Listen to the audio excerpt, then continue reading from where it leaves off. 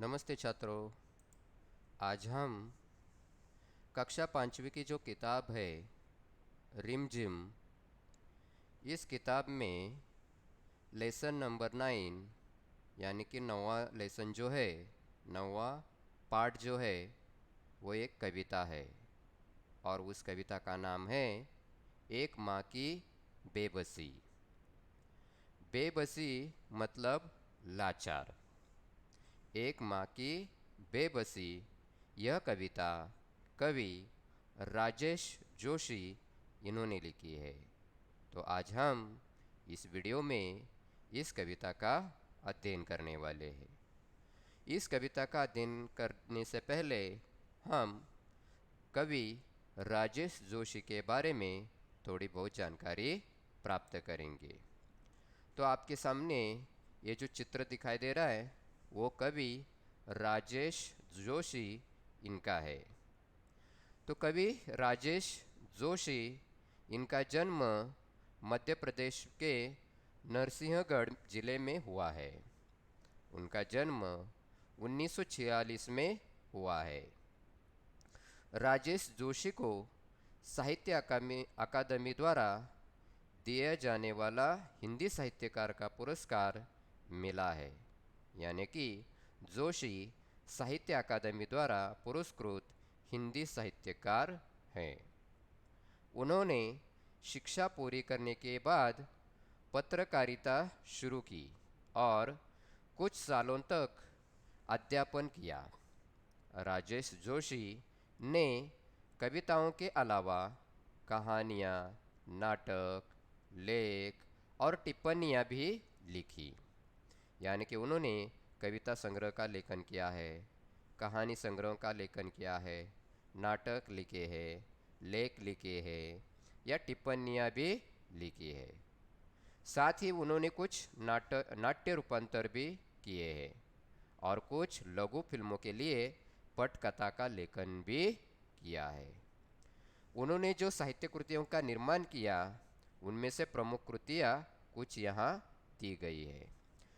उसमें कविता संग्रह, कविता में कौन कौन से कविता है तो एक दिन बोलेंगे पेड़, मिट्टी का चेहरा, नेपथ्य में हंसी और दो पंक्तियों के बीच दो।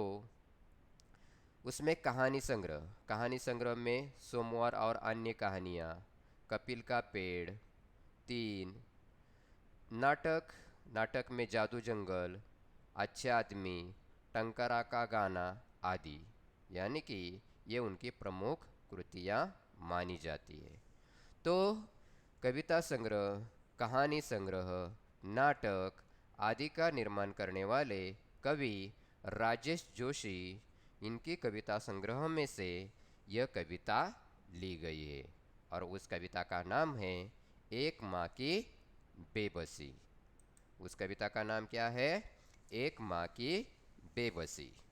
अभी ये जो कविता है, ये कविता आपके किताब में पेज नंबर 68, 69 पर दी गई है।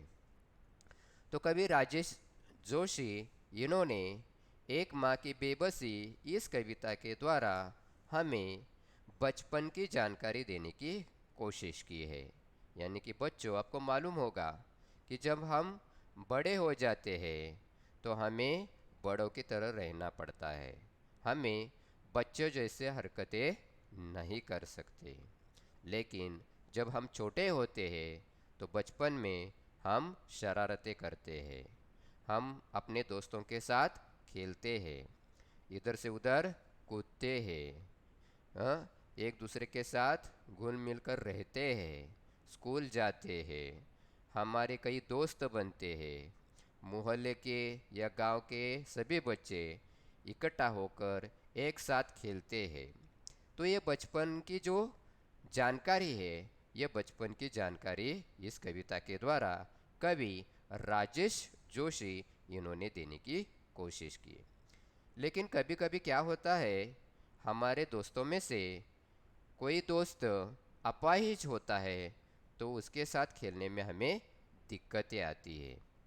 यदि हमारे दोस्तों को दिखाई नहीं देता है तो हमारे साथ ठीक तरह से खेल नहीं पाता है। यदि उसको बोलना नहीं आता है तो वह हमारे ठीक तरह से खेल नहीं सकता है। और जैसे हमारी कई खिलौने होते खेलने के लिए, उसमें से एक खिलौना टूट जाता है तो हम उसके साथ ठीक तरह से खेल नहीं सकते। उसी प्रकार यदि कोई दोस्त अपाहिज होता है तो हमें उस टूटे हुए खिलौने की तरह हम उसे महसूस करते हैं। तो इस कविता में भी कवि राजेश जोशी, इन्होंने रतन एक लड़का है और वो बचपन में जब उनके दोस्तों के साथ खेलता था तो वो बोल नहीं सकता था, गूंगा था। और इसीलिए उनके दोस्तों को रतन के साथ खेलते समय कई दिक्कतें आती थी। और वो दिक्कतें किस प्रकार वो महसूस करता था, कभी रतन के साथ किस प्रकार खेलते थे, कभी उनके साथ किस प्रकार बर्ताव करते थे, कवि के मन में कौन से विचार आते थे, इसकी जानकारी इस कविता के द्वारा कवि ने हमें देने की कोशिश की है। तो चलो दोस्तों, आज हम इस वीडियो के द्वारा एक माँ की बेबसी इस कविता की जानकारी प्राप्त करेंगे। तो ये कविता कवि राजेश जोशी इन्होंने लिखी है। इस कविता का नाम है एक माँ की बेबसी। बेबसी मतलब लाचार, यानी कि एक माँ को अपने बेटे की वजह से किस प्रकार लाचारी करनी पड़ती है या वो लाचार हो जाती है, यह इस कविता के द्वारा कवि ने हमारे सामने रखने की कोशिश की है। इस कविता को पढ़ते समय कवि इस कविता के बारे में बताते समय कुछ जानकारी भी हमें बताना चाहते हैं। तो कहते हैं कि इस कविता को पढ़ते समय हमारे आंखों के सामने बचपन के कई चित्र आ जाते हैं। तो हमारे आंखों के सामने क्या आ जाते हैं, बचपन के कई चित्र आ जाते हैं। यानी कि हम बचपन में खेलते हैं तो खेलते समय हम किनके साथ खेलते हैं, तो उनके जो चित्र है उनके चित्र हमारे आंखों के सामने आ जाते हैं, है ना। जैसे कि यदि हम किसी शहर का नाम लेते हैं, है ना, कोल्हापुर हो, बम्बई हो या देवरुख हो, तो उस शहर का चित्र हमारे आंखों के सामने आ जाता है। तो उसी प्रकार कवि कहते हैं कि कविता पढ़ते समय हमारे आंखों के सामने कई चित्र हमारे आते हैं। जैसे कि बचपन का चित्र हो, बचपन के खास समय का चित्र हो, बचपन में हम जो खेलते हैं उस खेलने का चित्र हो, साथियों का चित्र हो, उन साथियों में एक खास साथी जो होता है हमारा मित्र होता है उसका चित्र हो। यानी कि ये चित्र हमारे सामने आ जाते हैं। जैसे कि इस तस्वीर में, इस चित्र में आपको दिखाई दे रहा है कि ये सभी दोस्त है, सहेलियां है और ये सभी क्या कर रहे हैं, एक साथ खेल रहे हैं। यानी कि ये बचपन का चित्र है। और ऐसे बचपन के चित्र जब हम कोई विचार करते हैं तो हमारे सामने आते हैं। यह इस चित्र में भी ये सभी बच्चे एक साथ बैठे हैं, हंस रहे हैं, तो ये इस प्रकार का चित्र हमारे सामने आता है। या ये जो चित्र है इसमें देखो ये बच्चे खेल रहे हैं, तो ये खेलते समय का चित्र हमारे सामने आता है, ये भी बच्चे खेल रहे हैं। यानी कि इसी प्रकार जब हमारे आंखों के सामने एक कविता पढ़ते हैं तो हमारे सामने बचपन का चित्र आता है। और कवि के सामने भी उनके बचपन के चित्र आते हैं और उसमें रतन और वो जो उनकी माँ है रतन की, उसका चित्र कवि के आंखों के सामने आते हैं। और इसे पढ़ो और महसूस करो, ऐसे कवि कहता है। यानी कि कवि ने जो बचपन में महसूस किया है वो जानकारी इस कविता के द्वारा हमें बताने की कोशिश वो कर रहे हैं। कवि आगे कहते हैं कि कविता कैसी होती है, तो धीरे धीरे पढ़ने की एक चीज़ है। यानी कि कविता किस प्रकार पढ़नी चाहिए, तो धीरे धीरे पढ़नी चाहिए, धीमी गति से पढ़नी चाहिए। यदि हम जल्दी जल्दी पढ़ेंगे तो कविता हमारे समझ में नहीं आ सकती। कविता के जो भाव है वह हमारे समझ में नहीं आ सकते। यदि कविता के भाव हमारे समझ में आने चाहिए, कविता हमारे समझ में आनी चाहिए, तो हमें कविता किस प्रकार पढ़नी चाहिए, तो धीरे धीरे पढ़ने की चीज़ है, ऐसे कवि यहाँ बताते हैं। उसे मन में उतरने में काफ़ी समय लगता है। यानी कि हमारे मन में समझने में, कविता समझने में, कविता का अंडरस्टैंडिंग करने में काफ़ी समय लगता है। कभी कभी तो बरसों बाद हम बचपन की पढ़ी कविता पढ़ते हैं तो लगता है पहली बार पढ़ा है इसे। यानी कि क्या, कि जब हम बचपन में एक कविता सीखते हैं, पढ़ते हैं, और कुछ सालों बाद हम उसे पढ़ने की कोशिश करते हैं तो हमें महसूस होता है कि पहली बार पढ़ा है इसे। यानी कि पहले हमने इस कविता का अध्ययन किया है, ऐसे हमें महसूस होता है। कविता पढ़ने के बाद मन के किसी कोने में घर बना लेती है। यानी कि हमारे माइंड में, हमारे मन में ये कविता क्या करती है, अपना घर बना लेती है। यानी कि वो हमें याद कर लेती है, हम उसे याद करते हैं। कभी भी हमें याद करना हो तो वो कविता हमारे याद में रहती है, किसी मौके पर वह उभर आती है। यानी कि यदि कोई ऐसा मौका होता है तो उस मौके पर यह कविता हमें याद आती है। कवि आगे बताता है कि कविता, कहानी सबके साथ यह होता है, इसीलिए हमें इससे चिंतित होने की जरूरत नहीं कि कविता एक बार में पूरी तरह समझ में आ रही है या नहीं। यानी कि एक बार कविता हमें हमारे समझ में नहीं आई तो हमें चिंतित नहीं होना चाहिए। उसे दोबारा पढ़ना चाहिए या फिर एक बार पढ़ना चाहिए और उसे समझने की कोशिश करनी चाहिए। लेकिन हमें कभी भी चिंतित होने की आवश्यकता नहीं है, ऐसे कवि यहाँ कहते हैं। अगर उससे भी सिर्फ एक चित्र ही उभरता है तो भी कविता कामयाब है। यानी कि कविता के भाव समझकर हमें, या हमारे आंखों के सामने यदि कोई चित्र उभरता है तो वो भी कविता समझने की कामयाब हो गए हैं, ऐसे हमें यहाँ प्रतीत होता है या ऐसे हम यहाँ समझ सकते हैं, ऐसे कवि यहाँ कहते हैं। यानी कि कवि रतन के बचपन के जो चित्र है वह हमारे आंखों के सामने उभारने की या सामने लाने की कोशिश इस कविता के द्वारा करना चाहते। तो आपके किताब में भी चित्र दिखाया दिया है कि यहाँ बच्चे खेल रहे हैं, रतन वहाँ हाथ के द्वारा कुछ तो बता रहा है और उसकी माँ उसकी तरफ क्या कर रही है, देख रही है। तो इसी प्रकार एक माँ की बेबसी इस कविता के द्वारा कवि राजेश जोशी ये रतन की जो समस्या है वो यहाँ बताने की कोशिश करते हैं। और रतन जब भी खेलने के लिए बाहर चला जाता है तो उनकी माँ उसके साथ होती है, क्योंकि रतन तो बोल नहीं सकता है, वो गूंगा है, और इसीलिए रतन को कोई प्रॉब्लम न हो इसीलिए उसकी माँ उसके साथ हमेशा रहती है। और उसके साथ रहना ये माँ की लाचारी बन जाती है, बेबसी बन जाती है, और उसकी बेबसी इस कविता के द्वारा उजागर करने की कोशिश, हमारे सामने लाने की कोशिश कवि राजेश जोशी इन्होंने की है। तो चलो हम इस कविता का अध्ययन करेंगे। तो कवि ने जो कविता लिखी है वो हम एक एक पद करके या चार चार लाइन देखते हुए हम क्या करेंगे, उस कविता का अध्ययन करेंगे। तो देखो, पहले हम कविता का रीडिंग करेंगे। न जाने किस अदृश्य पड़ोस से, न जाने किस अदृश्य पड़ोस से निकल कर आता था वह, खेलने हमारे साथ, रतन जो बोल नहीं सकता था, खेलता था हमारे साथ एक टूटे खिलौने की तरह।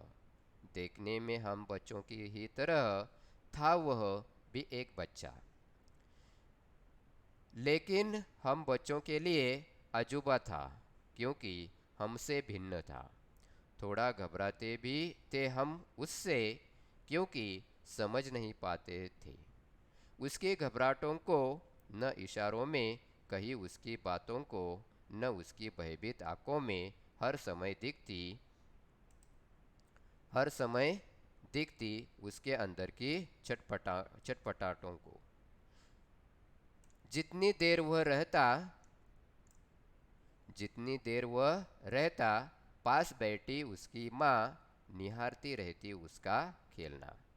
आप जैसे जैसे कुछ बेहतर समझने लगा हूँ, उनकी भाषा जो बोल नहीं पाते हैं, याद आती रतन से अधिक उसकी माँ की आंखों में झलकती उसकी बेबसी। तो ये राजेश जोशी इन्होंने लिखी हुई यह कविता। तो पहले दो पंक्तियों में न जाने किस अदृश्य पड़ोस से निकल कर आता था वह, यानी कि अदृश्य, यह क्या आया है यहाँ, एक नया शब्द आया है। न जाने एक अदृश्य पड़ोस से, यानी कि यह अदृश्य, यहाँ एक क्या आया है, नया शब्द आया है। अदृश्य मतलब जो हमें दिखाई नहीं देता, उस जगह को हम क्या कहते हैं, अदृश्य कहते हैं। यानी कि कभी कहता है, हाँ, जो कभी रतन के साथ बचपन में खेलता था और कभी जब बड़ा हो जाता है, तो बड़ा होने के बाद रतन की जो समस्या है, उसकी माँ की जो लाचारी है, बेबसी है, उसकी जो समस्या है, वह इस कविता के द्वारा हमारे सामने रखने की कोशिश कर रहे। तो कभी कहते हैं कि न जाने किस अदृश्य पड़ोस से, यानी कि हमें जो वो जगह जगह है, जो पड़ोस की जगह है, पड़ोस से वो आता था कौन, रतन, लेकिन वो अदृश्य पड़ोस से आता था। हमें पता नहीं चलता था कि वो किस जगह से आ रहा है, यानी कि न जाने, हमें पता भी नहीं चलता था, हम उसे जानते भी नहीं थे कि उस अदृश्य पड़ोस से वो क्या करता था, खेलने के लिए आ जाता था, निकल कर आता था वो किसके लिए, तो खेलने हमारे साथ, यानी कि हमारे साथ खेलने के लिए वो ऐसे जगह से आता था जिस जगह हम पहचानते नहीं थे, यानी कि अदृश्य जगह से वो हमारे साथ खेलने के लिए आ जाता था।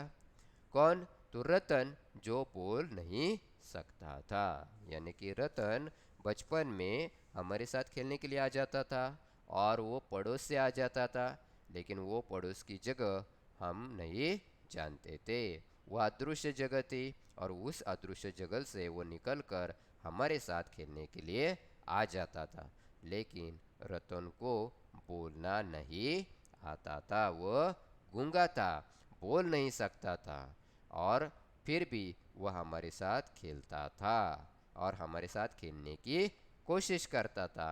ऐसे कवि यहाँ बताते, जैसे कि हम बचपन में क्या करते हैं, खेलने की कोशिश करते हैं, एक साथ रहने की कोशिश करते हैं, मिलकर एक साथ रहते हैं, खेलते हैं, कूदते हैं। तो उसी प्रकार ये कवि रतन के साथ, अपने दोस्तों के साथ बचपन में खेलते थे, और कवि यहाँ बताते हैं कि जो हमारा दोस्त है रतन, वो दोस्त एक अदृश्य पड़ोस से बाहर निकल कर आ जाता था, वो बोल नहीं सकता था, फिर भी हमारे साथ क्या करता था, खेलता था। कवि आगे बताते, एक टूटे खिलौने की तरह देखने में हम बच्चों की ही तरह था वह भी एक बच्चा, यानी कि कवि क्या कहते हैं कि एक टूटे खिलौने की तरह, यानी कि हमारे पास कई खिलौने होते, मम्मी पापा, दादा दादी, नाना नानी, ये जब बाहर चले जाते हैं तो हमारे लिए क्या लेकर आते हैं, खिलौने लेकर आते हैं। तो अलग अलग प्रकार के खिलौने होते, आपको जैसे पसंद है वैसे खिलौने लाए जाते हैं, और उसमें से यदि कोई एक खिलौना टूट जाता है तो हम उसके साथ ठीक तरह से खेल नहीं सकते हैं। तो उसी प्रकार रतन भी कैसा है, अपाहिज है, वो बोल नहीं सकता है, और इसीलिए उसके साथ खेलने में हमें क्या होती है, दिक्कतें आ जाती है, समस्याएं आ जाती है, क्योंकि वो बोल नहीं सकता है। लेकिन हम उसके साथ टूटे खिलौने की तरह क्या करते थे, खेलने की कोशिश करते थे। फिर भी वो टूटे खिलौने की तरह दिखता था, लेकिन कैसा था, वह हमारे बच्चों की तरह दिखने में था। वो दिखने में तो हमारे जैसे लगता था, लेकिन वह था भी एक बच्चा, यानी कि वह एक बच्चा था, हमारे जैसा था, लेकिन हम उसके साथ ठीक तरह से खेल नहीं सकते थे। ऐसे कवि यहाँ बताते है, यानी कि कवि इस पहले पद में यही बताना चाहते हैं कि जब हम बचपन में खेलते थे तो हमारा एक दोस्त था रतन, और वो बोल नहीं सकता था, गूंगा था, तो उसके साथ खेलने में हमें बहुत दिक्कतें आते थे, समस्या आते थे। जैसे एक टूटा खिलौना हो, उस टूटे खिलौने के साथ खेलते समय हमें कई समस्याएं आती थी। उसी प्रकार जो रतन है उसके साथ खेलने में दिक्कतें आती थी। फिर भी हम, वो एक बच्चा है, वह हमारी तरह दिखता है, इसीलिए हम क्या करते हैं, उसके साथ खेलने की कोशिश करते हैं, ऐसे कवि यहाँ बताते। तो यह कवि के मन में बचपन के जो भाव आए हैं वो भाव यहाँ बताने की कोशिश की है। बचपन का जो चित्रण है वह चित्रण यहाँ आपके सामने रखने की कोशिश की है। बचपन के जो कुछ समस्याएं, वह समस्याएं यहाँ बताने की कोशिश की है। आगे कवि कहते हैं, क्या कहते हैं कि लेकिन हम बच्चों के लिए अजूबा था, क्योंकि हमसे भिन्न था। कभी क्या कहते हैं कि लेकिन हम बच्चों के लिए अजूबा था। अजूबा मतलब क्या है, विचित्र। अजूबा मतलब विचित्र, यानी कि हम बच्चों के लिए ये सब कैसा था, अजूबा था, नया था, विचित्र था, क्योंकि हमसे भिन्न था। क्योंकि रतन कैसा था, हमसे भिन्न था। भिन्नता मतलब अलग था।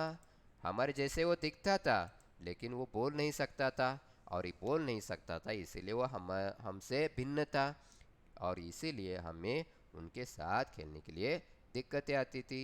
तो आपको मालूम होगा, जो अपाहिज बच्चे होते हैं, जिसे बोलना ही नहीं आता है, जिसे सुनने के लिए नहीं आता है, या किसी के हाथ पैर नहीं होते, तो ऐसे अपाहिज बच्चों के लिए अलग अलग स्कूल का निर्माण किया जाता है, और उन्हें उनकी भाषा के द्वारा उन्हें क्या किया जाता है, सिखाया जाता है, और वो बच्चे एक साथ क्या करते हैं, सीखते हैं।